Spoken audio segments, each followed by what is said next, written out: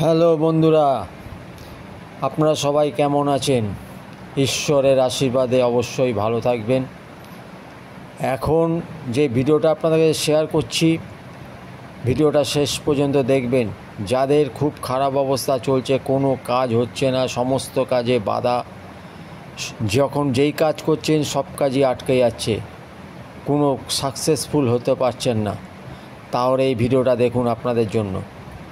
একটা দেশলাই বাক্স নেবেন, সেই দেশলাই বাক্সটা হনুমান মন্দিরে চুপচাপ রেখে দিয়ে চলে আসবেন।